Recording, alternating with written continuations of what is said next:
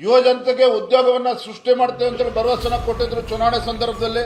ಕೇಂದ್ರ ಸರ್ಕಾರದ ಮೇಲೆ ಪದೇ ಪದೇ ಆರೋಪವನ್ನು ಮಾಡ್ತಾರೆ. ಆದ್ರೆ ನಿಮ್ಮ ಸರ್ಕಾರ ಏನ್ ಮಾಡ್ತಿದೆ? ಮನೆ ಮುಖ್ಯಮಂತ್ರಿಗಳು ಆಗಿದ್ದಾರೆ, ರಾಜ್ಯದಲ್ಲಿ ಎಷ್ಟು ಉದ್ಯೋಗಗಳನ್ನ ಸೃಷ್ಟಿ ಮಾಡೋದ್ರಲ್ಲಿ ನೀವು ಯಶಸ್ವಿ ಆಗಿದ್ದೀರಿ.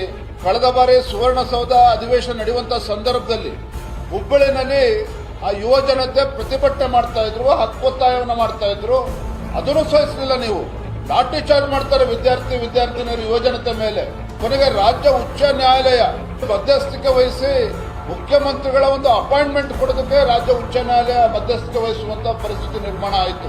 ನೋಡಿ, ಈವರೆಗೆ ಕರ್ನಾಟಕ ರಾಜ್ಯದಲ್ಲಿ ಕಾಂಗ್ರೆಸ್ ಸರ್ಕಾರ ಬಂದ ನಂತರದಲ್ಲಿ ಖಾಲಿ ಹುದ್ದೆಗಳ ನೇಮಕಾತಿ ಪ್ರಕ್ರಿಯೆಯನ್ನ ಪ್ರಾರಂಭವೇ ಮಾಡಿಲ್ಲ.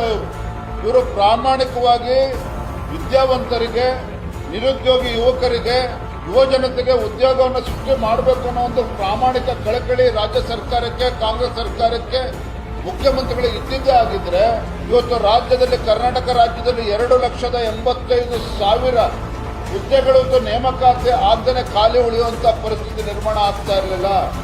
ಆದ್ರೆ ಕೇವಲ ಬೊಗಳನ್ನ ಹೊಡಿತಕ್ಕಂತ ಈ ಕಾಂಗ್ರೆಸ್ ಸರ್ಕಾರ 50% ಇದ್ದಂತ ರಿಸರ್ವೇಶನ್ 56% ಆಗಿದ್ರು ಸಹ ಹೈಕೋರ್ಟ್ ನಲ್ಲಿ ಸರಿಯಾದ ರೀತಿ ವಾದ ಮಂಡನೆ ಮಾಡದೇನೆ ಕಾಲಹರಣ ಮಾಡಿಕೊಂಡು ಇವತ್ತು ಕಾಂಗ್ರೆಸ್ ಸರ್ಕಾರ ಯುವ ಜನತೆ ಒಂದು ಭವಿಷ್ಯಕ್ಕೆ ಕಲ್ಲು ಹಾಕುವಂತ ಕೆಲಸ ಈ ಕಾಂಗ್ರೆಸ್ ಸರ್ಕಾರ ಮಾಡ್ತಾ ಇದೆ, ಮುಖ್ಯಮಂತ್ರಿಗಳು ಮಾಡ್ತಾ ಇದ್ದಾರೆ.